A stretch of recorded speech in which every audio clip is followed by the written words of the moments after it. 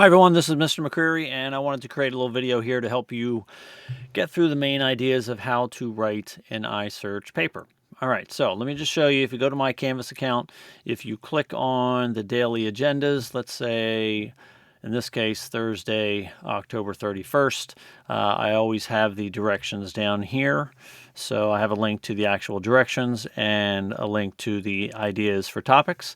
Now you can also find these in the course modules. So underneath the Unit 3 Mindset and Focus unit, in this case Wednesday, October 23rd, you'll see all the links that I will deal with in this video today. All right, so let's first talk about ideas for topics. Okay, so if you were to click on that link, this is the document that it comes up with.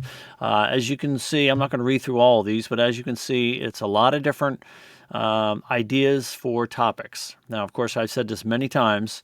In this particular course, I would love for you guys to personalize this any way you need to. So we all have a variety of different performance settings, whether it's sports or theater or music or whatever it is.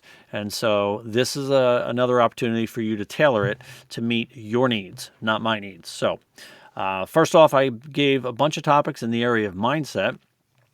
After we do this paper, we will then get into the idea of focus. But if you are interested in doing any topics related to focus, then that is okay as well. And as always, if you have an idea that is not listed here, then by all means, let me know and we could come up with something here. Okay, so that is the list of topic ideas. And so let's take a look at the directions on how to write an iSearch paper. Okay. So first off, an iSearch paper, as I said in class, is a much more informal writing style. And as you can see up the top here, where it says part 1, 2, 3, and 4, basically, this is a type of writing activity which is going to have 3 written parts. And then the last part, part 4, is just a separate page of listing all the sources that you used to write the paper. Now, as I go through the directions, you'll also see that only one of these 3 parts will look like a traditional research paper. The other 2 are much more informal, as you will see in a little bit. All right, so if we go down here under the directions here, the due date, of course, I explained in class why I do a range of dates over the course of the whole week. And so I should have let you know what week that is going to be due.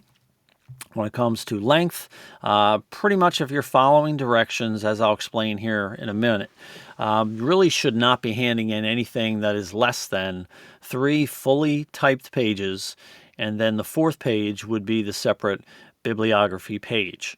So basically, I would not want someone to hand in 2 fully written pages and then a little bit written on the 3rd page. If you want to go beyond 3 full pages of writing, that's certainly okay.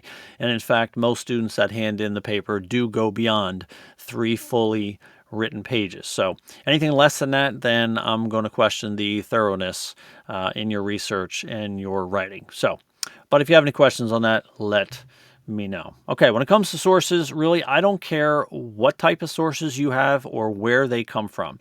As I said, this is more of an informal search and an informal writing activity, so I'm not all that strict on making sure you have certain types of sources and so forth. At this point in your academic career, you should know pretty well how to differentiate between kind of a garbage website and one that looks academically credible. So it's just going to involve some investigation, as you guys have probably learned over the course of your academic career. Hopefully you do have an understanding of what a source would be like if it was academically credible. Now, of course, with everything else, if you have questions, certainly let me know. Now, I will talk about the bibliography in a little bit, but because this is a psychology class, we will be doing our bibliography in any type of citing you do in your source, or I'm sorry, in your paper. If you quote someone and so forth and you have to cite it, all those should be done in APA format. Now, most of your classes at North Penn are going to be in what is called MLA format, but we use APA, which stands for the American Psychological Association. We use that format because this is a psychology class. So I will let you know all the ins and outs in a little bit. Okay, now what follows is not only more information about the directions, but it is the exact format that you're going to be writing your paper in. So when you open up a Google Doc and you start your paper, you're going to start off with the heading, Performance Psychology, Mr. McCurry underneath with your period, and then you would put your full name, first and last, on the upper right-hand side. Now as a title, you're going to put, let's say you chose to focus on mindset, you would put mindset and whatever area of performance that you're involved in, basically whatever your title is for your paper or whatever your topic is. If it was on focus, then the title would obviously have something to do with focus. Now, as I said, how I wrote the directions here, you are going to mimic this exactly when you write your paper. So on the left-hand side, you'd put Roman numeral 1, and then the title, the topic I chose, and it would be in bold type, just like I have it here. And then you would start writing. Now, as you can see, it is double-spaced, okay? Just like a paper should be. And I'm not going to read you all of these paragraphs, but in these paragraphs, if you read them, it's going to tell you exactly what to put in this section. So basically, this is a section that you're going to do prior to doing any research at all. And in general, you're going to be telling me in this section what your topic is, why it's important to you, and thirdly, what do you think you already know? If you had to guess what in this case, the mindset of something is already, what would your guess be? Just giving me your background information as to why you picked this topic and what you think the answer is as to what type of mindset should be involved with this particular task. Now, and after writing this portion, you are then going to do whatever research necessary to try to figure out, okay, so what do the experts have to say about, in this case, mindset towards whatever topic I picked. And the second part here, I put Roman numeral 2. I put the heading, What I Learned, in bold. And then underneath, I start writing what it is that I learned. And so this is the only portion of your paper that's going to look like a traditional research paper, because you're telling me what other people have to say about, in this case, mindset.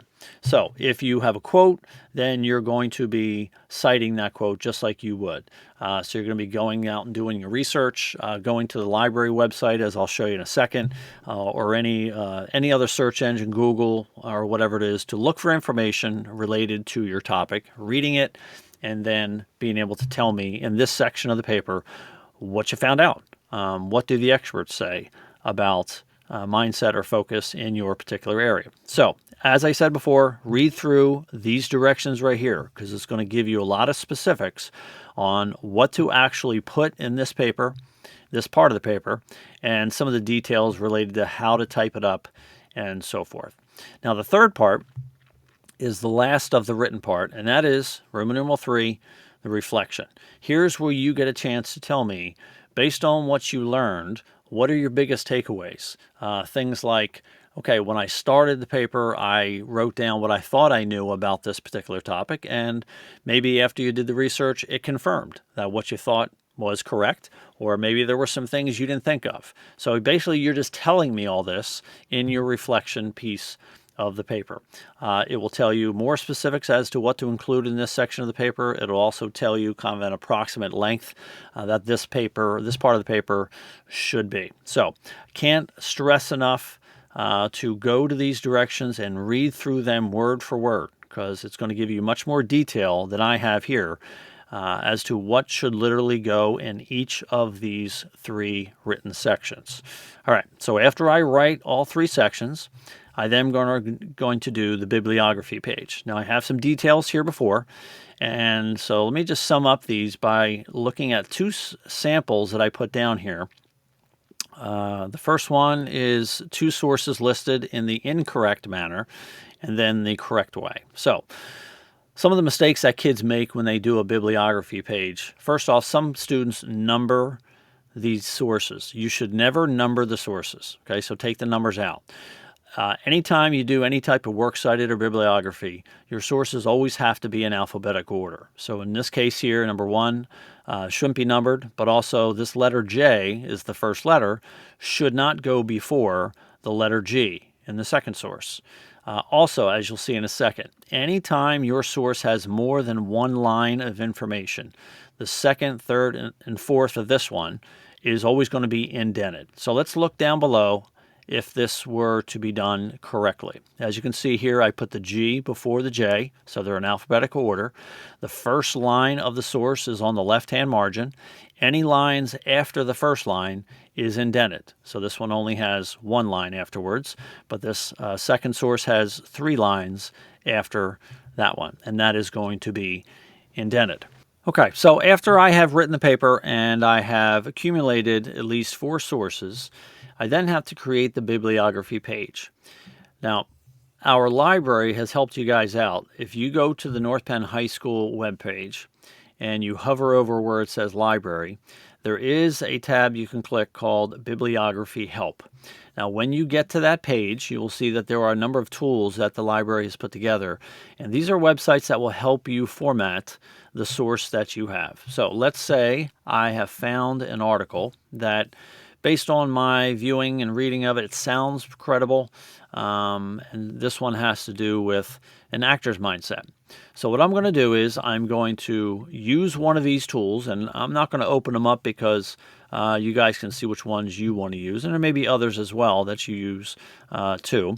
But you're going to open up one of those tools, and then taking the information from this website, the URL, the person's name here, the author, the title, and whatever other information it's going to ask you to do, it is going to put that in the format that you're going to need. Now, all these tools give you the option of picking what format that you want. So, for example, Noodle Tools here is going to allow you to do it in MLA format, or what we're going to use is APA. So any tool that you use is going to ask you what style do you want to use. You would just make sure you click on APA, and then whatever information it asks from you, you just go to your source, input the information into the tool, and it will spit out the citation or the source for you. Now, what you may need to do is, once you copy it into your copy and paste it into your paper, you may need to adjust the settings for indenting and alphabetical order and so forth. But at least this right here, the source information, a lot of these tools will do it for you and make it very easy. You would just have to copy and paste it into your paper and then make any necessary adjustments from there.